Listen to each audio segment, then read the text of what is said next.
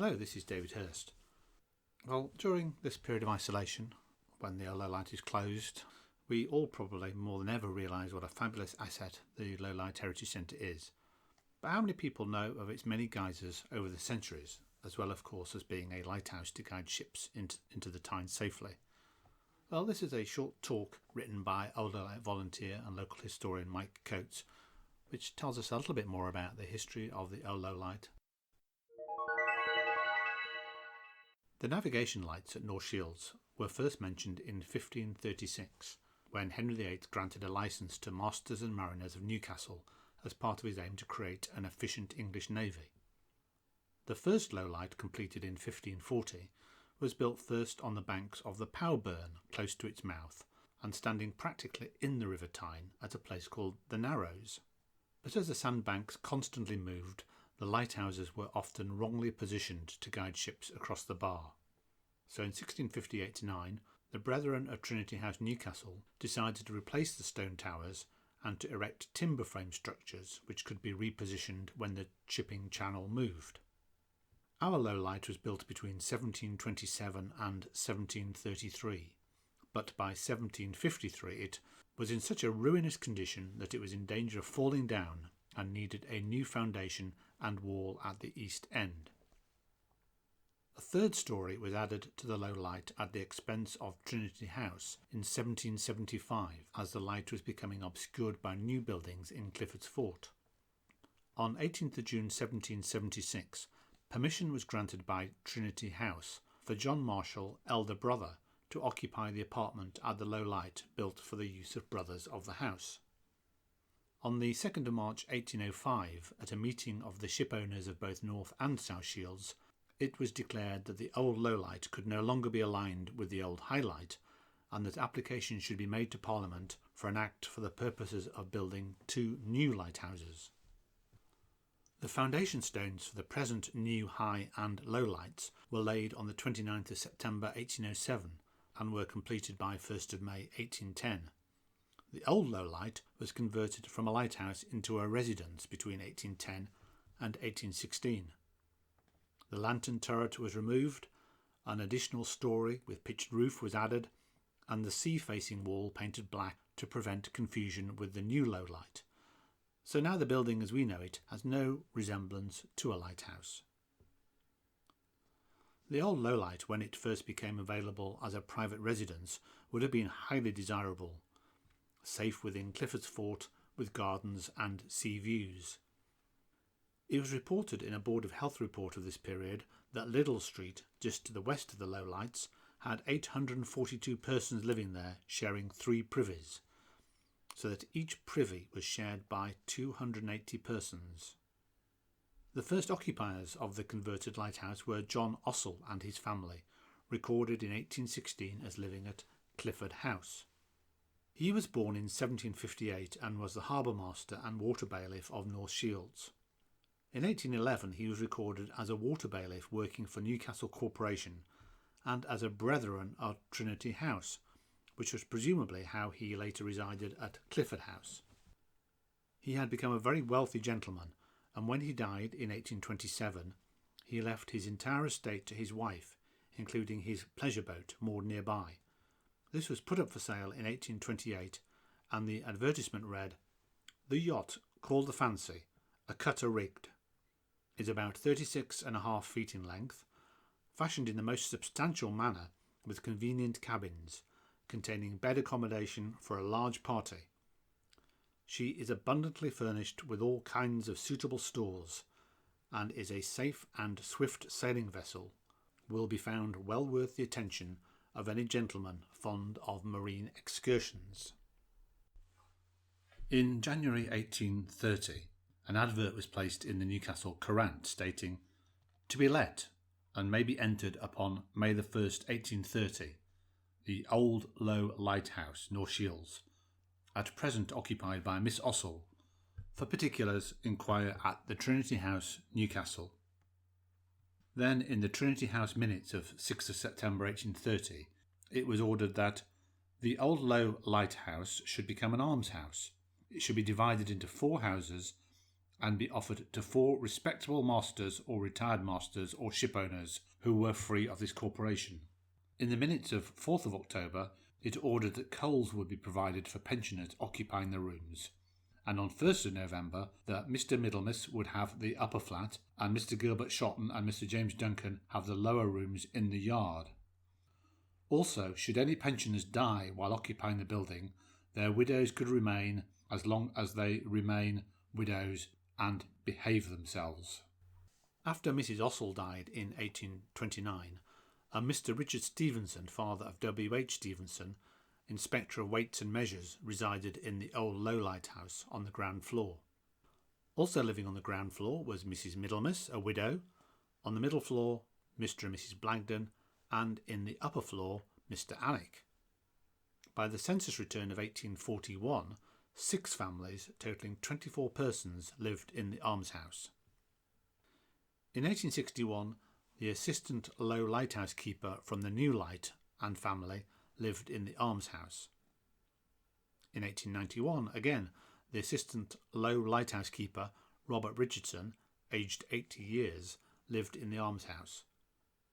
But by the 1911 census, only 2 families comprising 6 persons were recorded here. On the 8th of October 1920, at the Tynemouth Corporation Trade and Commerce Committee meeting, it was reported that the almshouses Fish Quay were to be sold by public auction. Then on the 12th of October, the chairman reported that the corporation had purchased the land and buildings known as the almshouses of the Fish Quay for the sum of £1,510. The Tyne Steam Fishing Boat Owners Association were accepted as tenants of the almshouses in that November, subject to the annual rent of £100 plus rates. After 1921, the Old Lowlight became a fish store and office for the Ministry of Agriculture and Fisheries, and some of the first floor windows at the eastern end were replaced by large doors so that crates of fish could be more easily lifted in and out.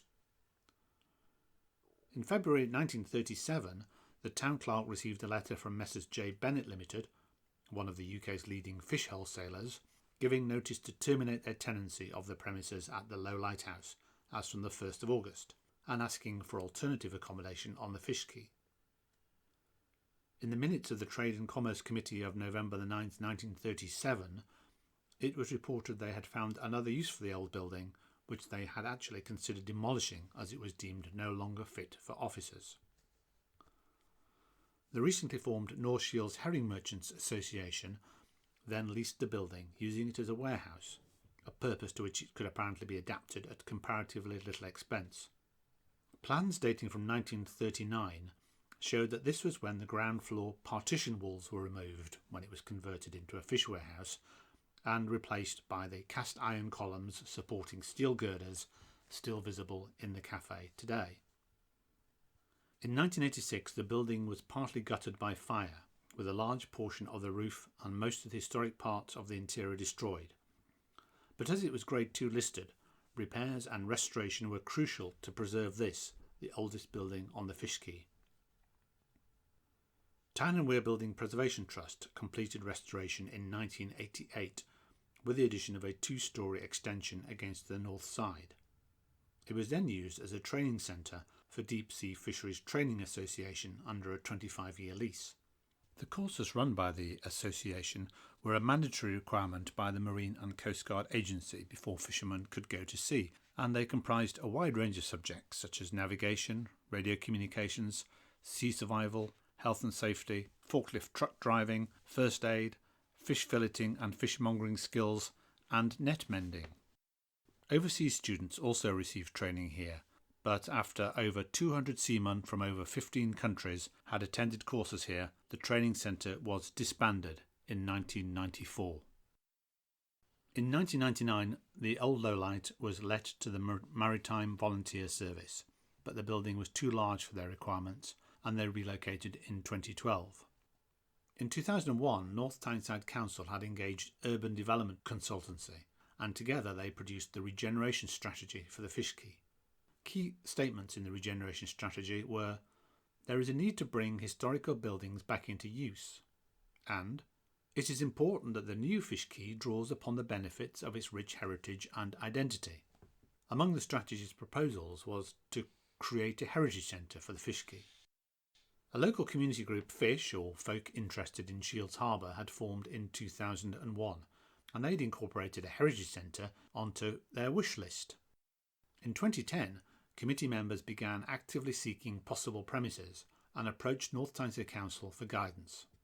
At that time, with the 25-year lease nearing expiry, North Tyneside Council commissioned a conservation statement to determine the significance of the old lowlight as a heritage asset. When the 25-year sublease to the Volunteer Maritime Service expired in 2012, the old lowlight reverted to the Tyne and Weir Buildings Preservation Trust for the remainder of the 99-year term lease. Once again, this Grade 2 listed building was in a very poor state, so once again Tyne and Weir Building Preservation Trust renovated the building using funding from their own resources, from the Townscape Heritage Initiative and from North Tyneside Council. The north side extension was raised to accommodate a lift, a repositioned staircase and a balcony that affords spectacular views of the river mouth and which visitors love. The lift, accessible entrances and toilets make visits pleasant for those who are less able. North Tyneside Council assisted the Net in their successful application for a Coastal Communities Fund grant to pay for fitting out the building as a heritage centre, and worked closely with the trustees and local groups to make sure it was as they wanted it. The trustees appointed a manager, deputy manager and caretaker to run the project day to day, and then began recruiting a large volunteer force to work alongside them. A group of local folk who desired a heritage centre that would tell the whole story of North Shields found the old lowlight a perfect location. With the other 3 former lighthouses, now private residences, the old lowlight finally opened its doors for visitors in October 2014 as a registered charity, the Net, with a cafe, shop and top floor venue for hire. The middle floor, the Heritage Gallery, was later furnished and the whole building was eventually opened at the end of March 2015. I hope you found this talk interesting, and if you'd like to learn more about the history of the lowlight, then a much fuller history can be found in Mike Coates' book Clifford's Fort, The Lowlights and Highlights. When we're open, it's for sale in the Heritage Centre shop, but at the moment it should also be available by mail order from other local bookshops, including the Keel Row Bookshop in North Shields. Anyway, I hope you've enjoyed the talk. Thanks to Mike Coates for writing it, and we'll look forward to seeing you all again very soon when it's safe. So when we get permission, we'll be reopened and look forward to welcoming visitors old and new. In the meantime, stay home, stay safe, and thanks for listening.